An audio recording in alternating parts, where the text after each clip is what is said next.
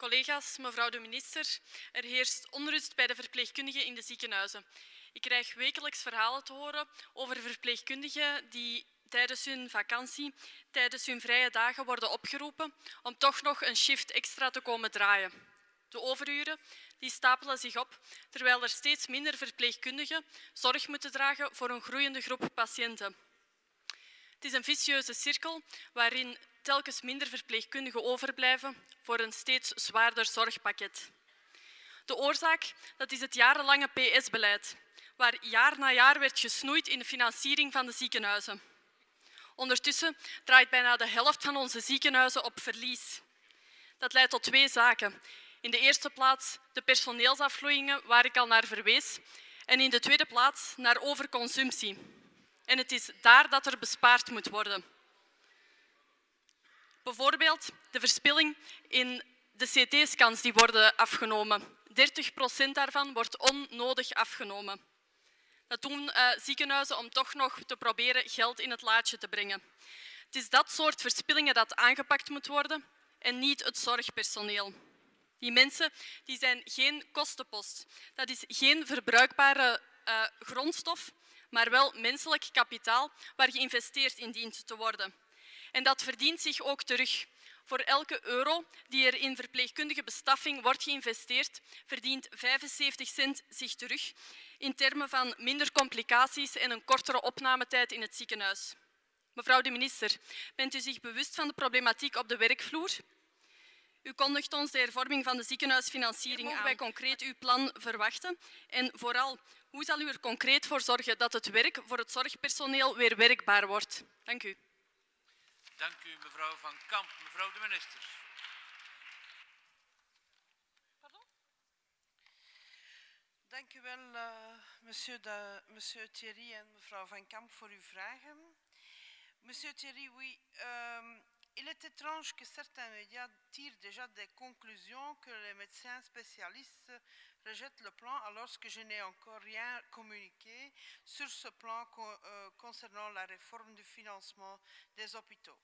Je retiens surtout de l'article la dernière phrase. Néanmoins, ils sont 9 sur 10 à partager la volonté de Maggie de Blok de revoir le financement des hôpitaux. La réforme bénéficie donc d'un large soutien, comme l'indique l'enquête de la publication dans le spécialiste. En effet, les problèmes sont connus.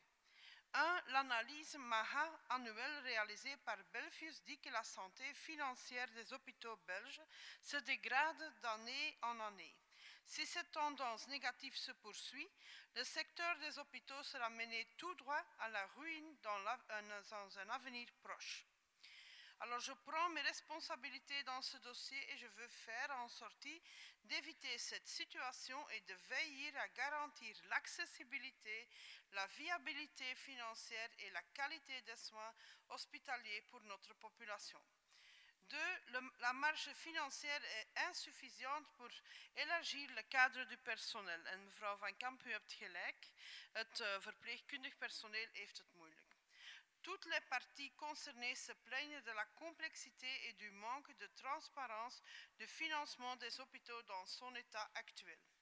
En ten vierde, il existe de grandes différences de revenus entre les disciplines médicales.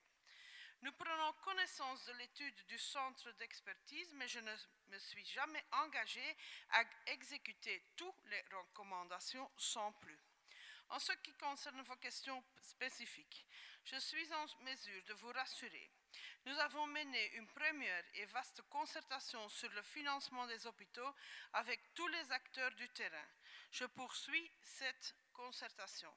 Il est évident que les médecins sont et doivent rester associés à la gestion hospitalière et qu'ils conservent leur pouvoir de décision en ce qui concerne leurs honoraires.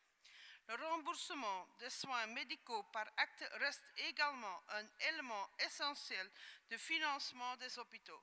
Mais je souhaite aussi maintenir les formes existantes d'honoraires forfaitaires, par exemple en biologie clinique et en imagerie médicale. Mon objectif n'est certainement pas de soumettre massivement les spécialistes belges à des systèmes de rétribution forfaitaire. La réforme du financement des hôpitaux doit s'accompagner d'une réorientation du rôle des hôpitaux dans le paysage de soins et de manière à ce que les personnes et les ressources limitées soient affectées le plus efficacement possible en fonction des besoins de soins des patients qui évoluent. Et je continue d'élaborer mon plan d'action que je présenterai au Parlement en lui réservant la primeur. Mevrouw Van Kamp, ik heb het al gezegd, ik begrijp de moeilijkheden van het verplegend personeel nu. En het spreekt ook vanzelf dat als we over de financiering van de ziekenhuizen spreken, dat eigenlijk het grootste deel betreft de personeelsomkadering. En dat budget dat daarvoor bestemd is, zal dan ook een speciale aandacht krijgen. Dank u mevrouw de minister. Monsieur Thierry.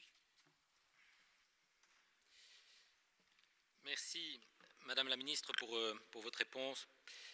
Vous en avez touché un mot, mais il est clair que j'ai été très surpris d'un côté de voir l'article, ou plutôt l'analyse de l'étude qui était faite par le journal Le Spécialiste, et à côté de ça, l'interprétation qui en est faite par le journal Le Soir de ce matin. C'est la raison pour laquelle je me suis permis de poser la question. Comme quoi, les informations sont parfois utilisées à des buts qui ne sont pas toujours les mêmes.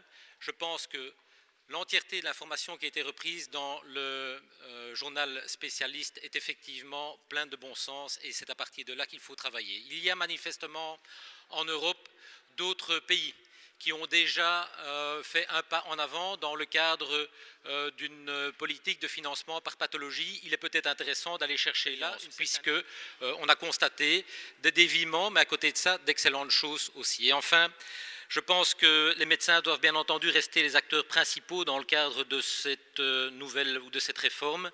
Et donc, il faudra faire très attention à pouvoir associer d'un côté le financement à l'acte en même temps que le financement par pathologie, parce que de prime abord, on aurait tendance à dire que ce sont deux éléments qui ne sont pas complémentaires, mais plutôt opposés.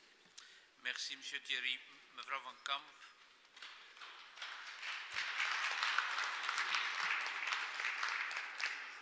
Bedankt mevrouw de minister. Wat voor ons belangrijk is, wat voor de N-VA belangrijk is, dat hebben we daar straks ook al gehoord, is werkbaar werk. En we zullen er dan ook over waken dat er bij de financiering van de ziekenhuizen ingezet wordt op zorgpersoneel en op kwaliteit. Dat wil zeggen, wie goede resultaten bereikt, moet daarvoor beloond worden, anderen geprikkeld worden om het beter te doen. En beter doen, dat wil zeggen besparen op verspillingen om te kunnen investeren in menselijk kapitaal. Uw plannen klonken nog niet echt concreet, dus misschien kan dit cijfer als inspiratiebron dienen. Voor elke patiënt extra onder de vleugels van de verpleegkundige stijgt het risico op mortaliteit met 7%. Dank u, mevrouw Van Kamp. Het incident is gesloten. Dank u, mevrouw de minister. Aan de orde zijn de vragen voor de minister van Financiën. Twee samengevoegde vragen, te beginnen met de vraag van mevrouw Wouters over de zaak HSBC en de burgerlijke partijstelling van de Belgische staat. Mevrouw Wouters. Ja, dankjewel meneer de voorzitter, meneer de minister. Gisteren heeft u ons laten weten